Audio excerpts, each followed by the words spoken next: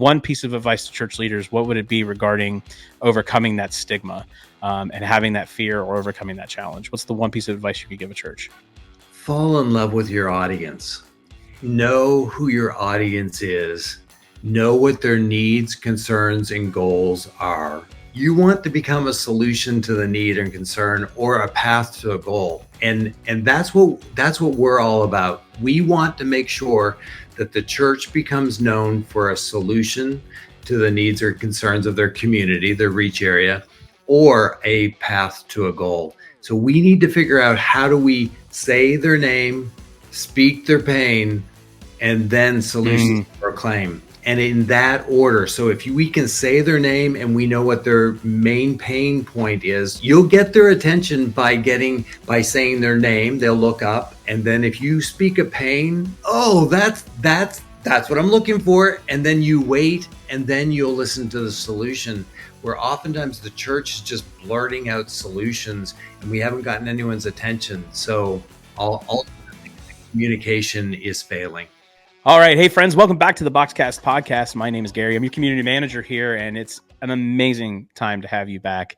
I cannot say how much I appreciate you joining us. Time is one of the most precious things that we have outside of Jesus, and it's an important thing to keep in check. So your time is important to me, so I really appreciate you being here. But before we get anywhere, and before we do anything, make sure you hit that like, comment, and subscribe button down below. And of course, check out the descriptions for any of the content details that we talk about today. Now, for our guest on the podcast, his name is Mark MacDonald. He is the owner, founder, CEO, pizzeria maker man of a company called Be Known for Something. Mark, how are you today, buddy? I'm doing great. It's so good to be on with you, and also have you say at the beginning about how important time is, because that's really what we're all about. Absolutely. Yeah. Time is one of them outside of family and church and business. Time is one of the most precious commodities we could ever use and have. So absolutely. It's finite. It's definitely finite. And everybody always says, you know what? I wish I had more time. Well, Mark is the owner and founder of Be Known for Something, and they are a church marketing agency that specializes in biblical approaches to building a brand strategy for your church, and that they believe that great branding means more effective evangelism. Mark, it's great to have you on, buddy. Can you just give me a little bit about you? Give me a little bit about your history, and give me a little bit about why you started Be Known for Something. Well, I have gray in my beard as well. I'm a little bit older than you. I'm Canadian, but I've been an American for 3 whole years. Woo-hoo! Yay! And so I started out in the East Coast Canada in New Brunswick. Right after college, I got hired by a big agency. Ended up becoming the senior creative director for one of Eastern Canada's largest ad agencies. And through that entire time, I kept thinking, why doesn't the church know this stuff? And weirdly enough, I was known as the singer in our little community. We had a funeral home next door to our agency. And I always had a suit coat, because they would always call me and say, hey, we have a funeral this afternoon. Would you come over and sing at it? And so I ended up being a singer, ended up recording an album with Sandy Patty producers and the Gaithers. And so, and did a whole bunch of concerts. So over a 10-year period, I did 300 concerts. And fell in love with the church. So the whole time that I was kind of climbing to the top of the secular agency world, I was also, talking to a lot of pastors and really trying to pick their brains. And I would constantly try to, merge those two worlds together by saying, so what do you do for marketing? And we got the same answer almost every single time. It was, we don't do marketing. We're the church. We don't need marketing. And so if I wanted to shut a conversation down, I brought up marketing. But if I wanted to continue the conversation, I would say, so what do you think your church is known for? Yeah. And that's how Be Known for Something came about, because I believe that we need to figure out what a church should be known for in a community. Because if left uncontrolled, it's only the things that we're against. And that's why it's Be Known for Something. So we need to really work on what we're actually known for and what we should be known for in our community, so that they'll actually listen. Because it gets right back to what we talked about time. I mean, Absolutely. people just don't have the time to listen to everything that a church does. And oftentimes the church doesn't know how to say it really succinctly. Or quickly. Or quickly. Pastors are the most long-winded humans, and I know because I've been in that world 1,000,001 times, pastoring churches and being a part of ministry. I know. Let's talk about that. Who's the most long-winded pastor that? No, we better not do this. I'll give you one example, but I can't say his name because he's family. So, nice. But it's interesting though, because people who come up with an idea love to talk about that idea, and they love to talk too much about an idea. So oftentimes, like, I do a bunch of these podcasts and I keep thinking, okay, I'm really excited about this, but I don't want to over talk. And in the same sense, the church, when somebody asks somebody in a church pew, somebody that they work with or somebody in their community or their next door neighbor. So you go to church every week? And it's like, yeah. So why do you go to church every week? And we need to make sure that we're telling them the very short answer to that, so that the average person in the community would be interested. And if we're not controlling that, that's not good marketing and it's not good branding. So we need to help churches discover what we call the thread, which is the 3 to 5 words that someone would say, I didn't expect to get that from a church, but that's really what I'm looking for right now. And that's where the sweet spot of church branding and church marketing is.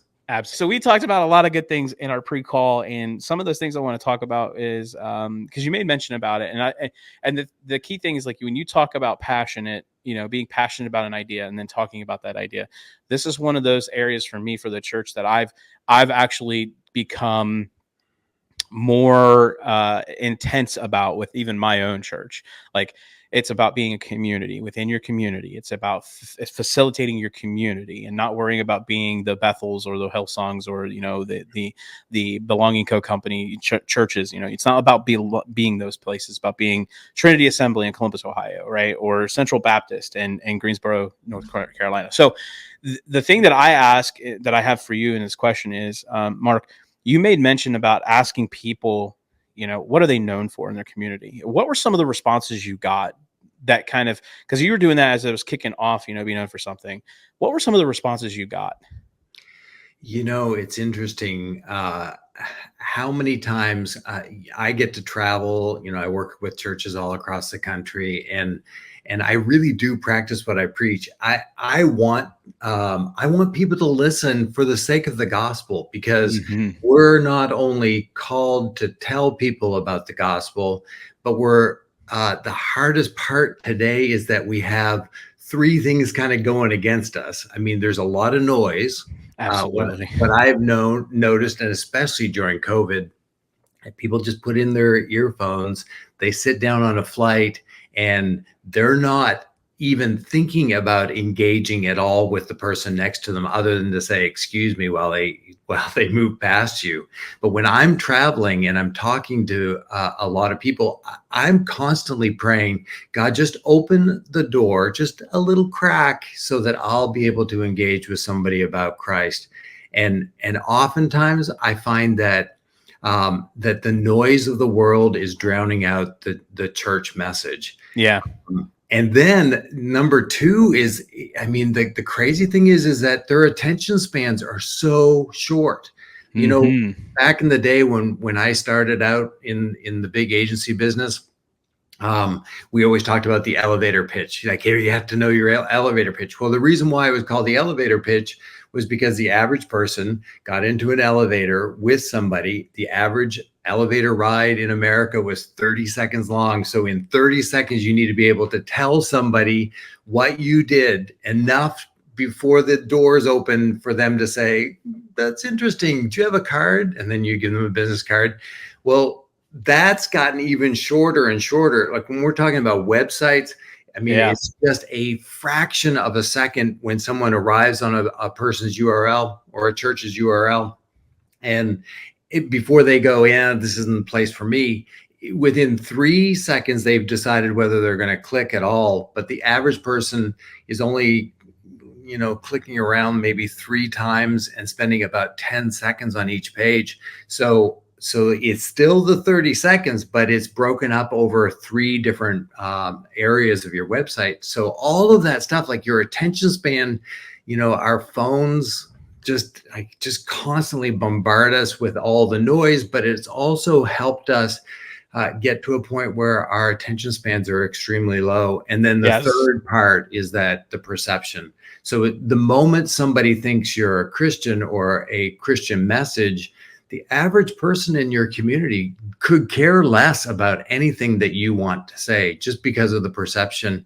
And that perception of, what are you known for is huge, because if you're known for what you're against, which is what the church is known, that all the things that we don't want you to do, to the average person in the community, why would I want to be part of that hate group? Yeah, and it's a challenge with attention spans being so low. I think the national average for at least the United States was 3.7 seconds. That's why you see Facebook and YouTube and TikTok and Instagram, that they have that 3-second view mark, right? So if it's 3 seconds or more, they count it as a view, which is why it's a complete challenge. And you're right about the noise. The noise factor is a huge thing. So when churches. How the worst case scenario is emails, the average person, it shows noise, because I think it was Harvard that did a national study that said that the average person has 200 emails in their inbox. But I dare say, Gary, that you have more than 200 emails in your inbox. Oh yeah, for sure I do. But the question is how many of them are unread? Exactly. And I'm amazed at how many conferences I speak at, and people come up to me afterwards like, okay, so I hate to even admit it, but look at this. And there'll be 10,000 unread emails.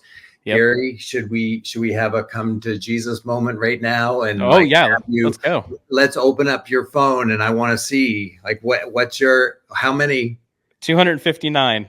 Oh, and see that a rash is breaking out on me. It's a little hard. Well, there's a reason it's 259, and that's because I've been on a podcast with you, and I usually get about 15 emails every minute. So yeah. But interestingly enough, we all know that we have an email problem. We all have an email problem, but yet what are we all doing? We're all writing emails and we're pushing out content, and we wonder, why doesn't anybody read our emails? And oftentimes it's because they're far too long. The subject's not the right thing, and it's not broken into the way that people want to read with their emails. And oftentimes there's more topics in your email than anyone would ever be able to pay attention for. So we just got to figure this out. And when it comes to video, it's even worse. If in the room, if you have a congregation sitting in the pews, looking up at you, staring intently, like, Lord, just speak through this person to me, you can keep their attention far longer than you could ever keep them on a video. Yes. And yet, what do we do as a church? Oftentimes we take what is done in the room and we just port it over and we repurpose it onto video, and we wonder why no one watches it. Yeah. And that's because it's not being done correctly. And that's right. The thing. That's the thing. You have to do it correctly. And that's what BoxCast is all about. We want you to be able to turn your content into engaging content, because we really wholeheartedly believe that engaging through video does make a difference when you're doing it, within your community aspect. That's why we believe we're a video platform for churches. So when you do it correctly, you will see dividends, you'll see returns. And I'll even give you a prime example. Okay. So as of the recording of this video, I have 402 subscribers on my personal YouTube channel for my card business. The crazy thing is that that's because nobody watches my videos, which are usually about 12 minutes long. Nobody watches my videos beyond 4.5 minutes. Now that's fine. But the reason I have such high engagement is A, because I'm consistently pushing content that's worth pushing and it's done right. But B, I'm also engaging back. So when anybody comes and views or sends a comment or likes that, I'm going back in and making sure that I'm engaging. And that's the right way to do it.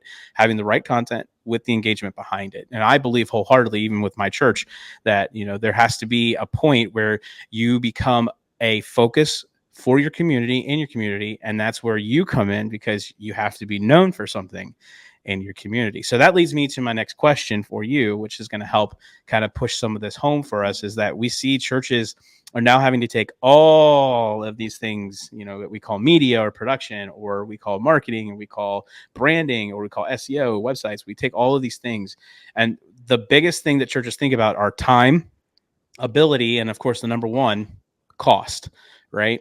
Like, what's this going to cost us? How much time is it going to take to do, and how much of a learning curve do I have to do it with?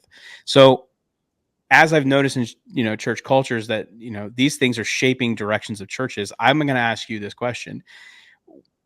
With churches having to make this big pivot, Mark, when they're now having to become more media focused, right?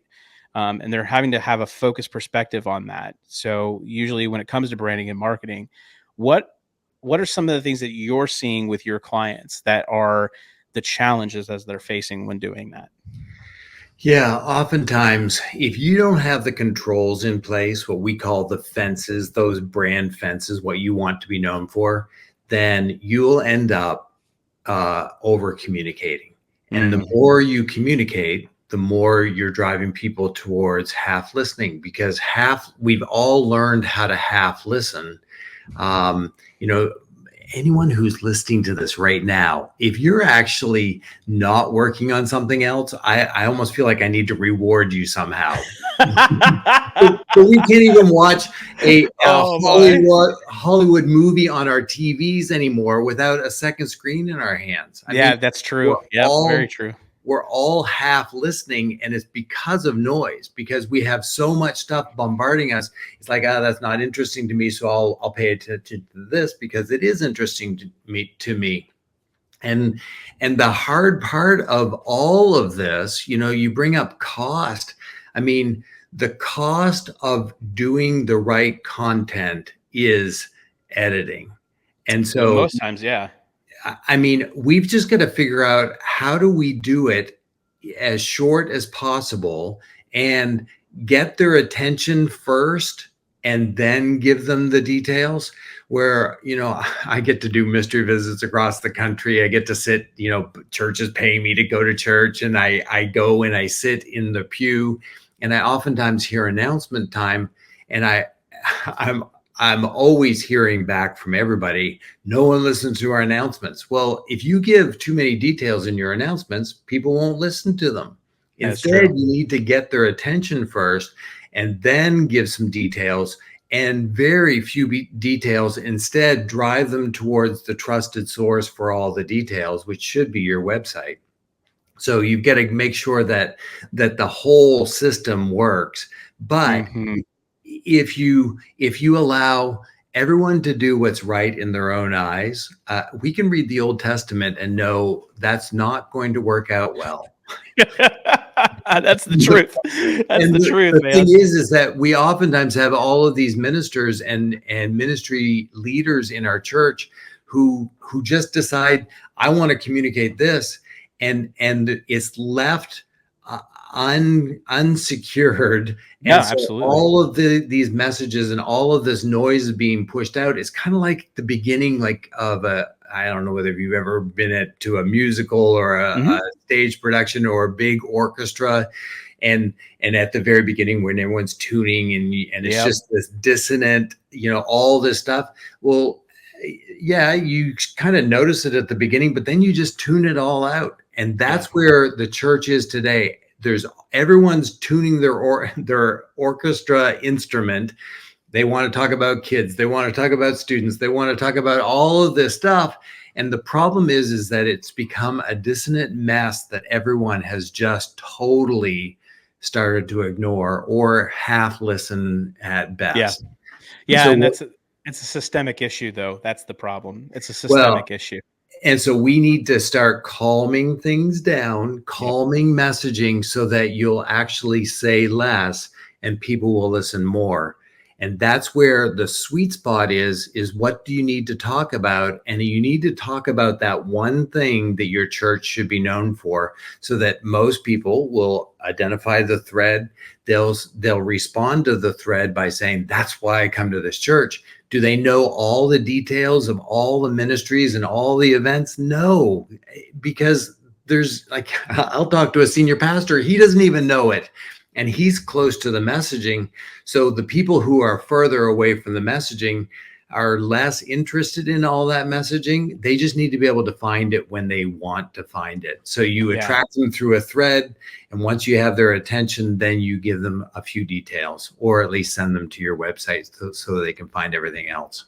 So that leads me to a good, interesting questionable thought then, because we talk about, there's definitely some siloing going on in the church, right? Like the senior pastor doesn't always know what's going on from the youth, and the youth doesn't always know what's going on from the children's, so forth and so on, right? Like evangelism ministries, discipleship ministries, they're all not playing, talky, nicey to each other. So there's some siloing going on. How do you break that down? Like, how do you actually break down the silo effect when it comes to building? And most churches will balk at the idea of branding your church, but when it comes to branding your church, like what are some of those silo, let's say, deconstructors? Gary, you're saying that people will balk at what I do. Like, let's just. I think they'll balk at the word branding. I think they'll balk at the word. Like most churches will balk because of the traditionalism that's held within the church world, right? So most churches will say, well, we don't want to brand our church. That's the thing that Coca-Cola does, right? So churches who understand the fact that they have to be a community in their community, and in order to do that, they have to be known for something, will understand the super effectiveness of branding. But there's a silo effect that occurs with that first. And so how do you break those down? Oh man. And the thing is, keep preaching it. I mean, the more siloed your church is, the more you're destroying the farm. Mm-hmm. The issue becomes that if you talk to your student pastor, and if he only knows about all things students in your church, you're not doing a good job as a leader. If you talk to somebody about kids and all they're interested in is kid stuff, you're not doing the right thing. Your church is a collection of ministries, but you can't be a house of brands. You need to be a branded house. And that branded house that we have as a church, your individual ministries should not be able to rely or not be able to exist without that big umbrella brand. And so oftentimes if a student pastor says, you know what, I don't like the church's brand, so therefore we've created our own brand, and we have our own name, and we have our own logo, and we want to exist all by ourselves, I say, cut them loose and see how long that they would last. They won't last. And that's why they need to have an orchestra leader who pulls all of everyone doing what's right in their own eyes to know, here's the sheet music that we're going to follow, and I'm going to direct it. So that you need a director of communications or somebody in charge of communications to help calm that messaging down so that it's actually creating a tune that people are listening to and that they'll find very pleasant, and it will not involve the silos. Like there's nothing worse than listening to an orchestra and say, wow, the xylophone took over, as if it's always the trumpet. The trumpet always takes over. Exactly. Always the trumpet. But the thing is that you want to have it harmoniously connected into this branded house rather than all of the individual instruments being played, because you just can't sustain it, and people aren't going to listen to it.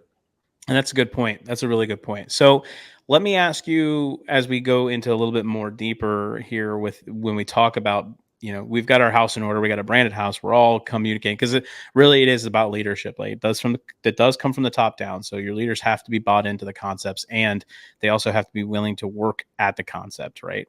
And then execute that. But how does branding develop effective evangelism? Let me ask you, what is effective evangelism? Sure. It's actually having a message that somebody wants to hear.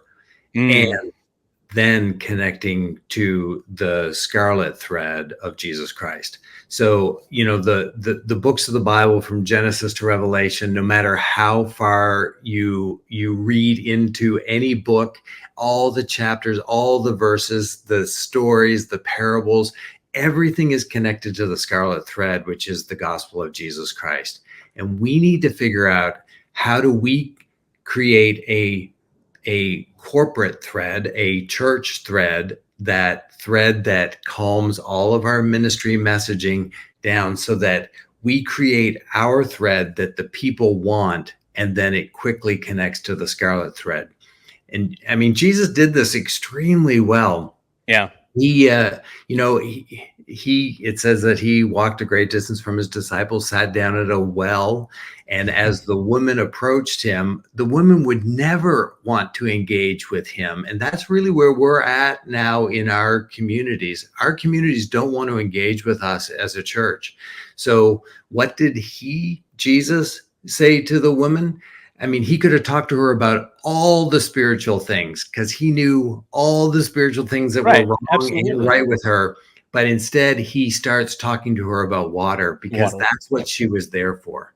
So we need to figure out, what is the water that we can say into our community that someone would say in the community, you know what? Tell me more. And right now, most of the religious messaging that we're doing into our communities, they're saying, tell me less. Yeah, absolutely. I mean, that's a good point. It's a really good point. So we talk about this community aspect of, I say being a community within your community.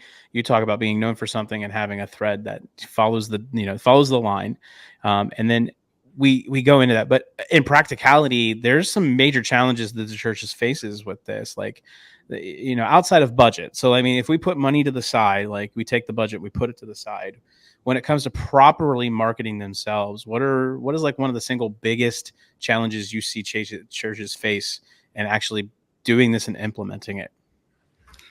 Wow, what a great question. I mean, the church communication, this world that, no one wants to talk about marketing in the church. So we called it church communication, because then all of a sudden it's like, oh yes, we need to embrace communication. Well, to me, I mean, marketing is not a bad word. What we need to do is go back and define what marketing is. Marketing is simply, wow, I've created something, a product, and oh my goodness, here's a market that needs it. And you can have those two things and still have a product fail.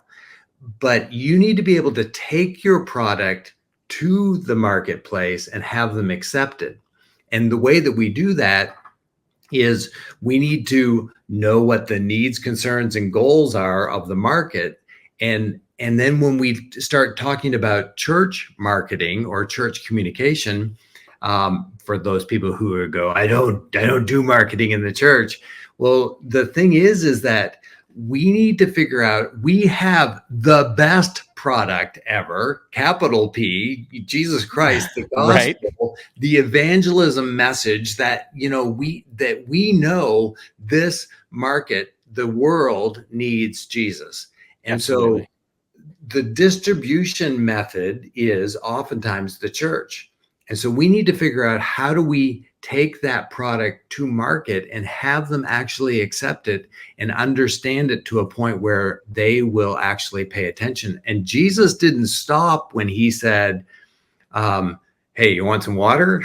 And she's like, yes. Well, that's a temporal thing. I mean, water is just water. That's the thread, though, that Jesus then said, now, how do I connect to the scarlet thread? And he said, so what if I could give you water that you never thirst again?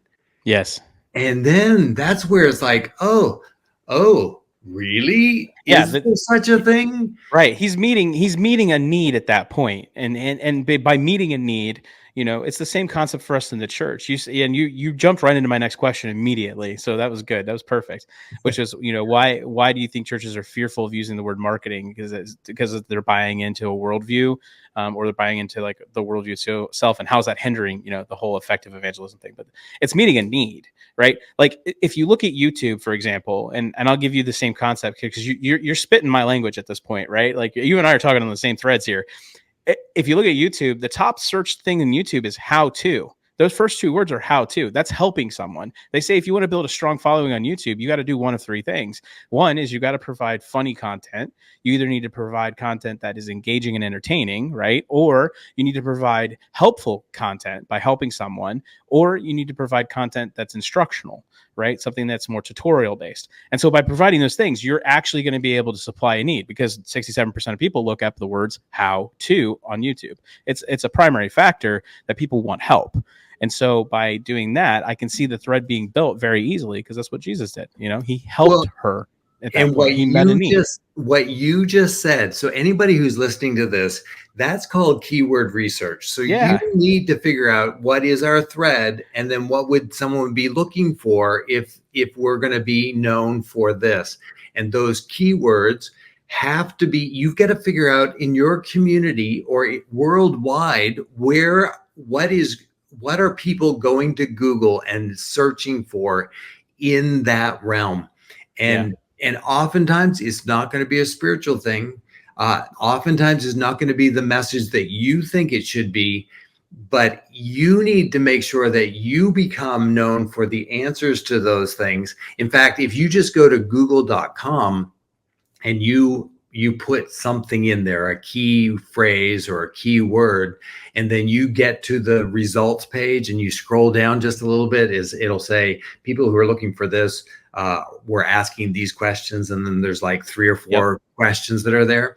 Your church needs to figure out what are the questions that people are asking in the community, and why don't you become known for giving those answers and giving the best answers in the way that Google likes them. And then that way Google becomes your biggest evangelist, so that you can connect people to Jesus Christ. And then you go talk to a guy like John O'Long at FaithWorks Marketing, who can help you get that SEO built out with that Google ad grant. That's what you go do, right? Yeah, there you go. Or you talk to Mark and have him do it too.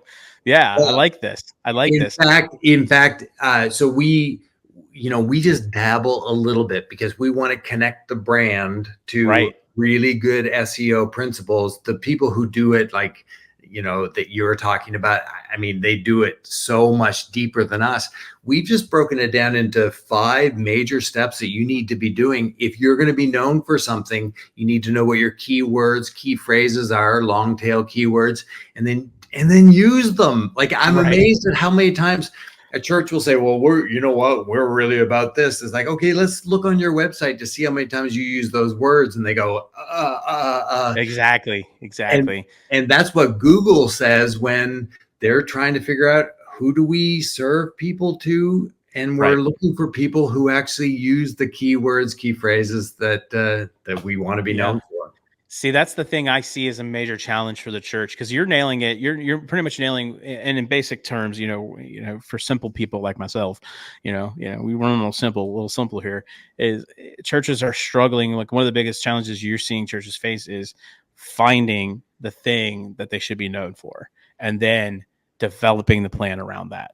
That's the thing for me. It's, and I think you might find this. Maybe you find this in some other churches too. Is buy-in. And that's a big concept. That's a hard thing, is to get buy-in on the fact that you'd have to pivot in that kind of direction. Like, this is important. It's needed. It's an actual piece of the puzzle. It doesn't have to be the thing that overtakes the church, because obviously we know what the church is for and what they stand for and what their purpose is.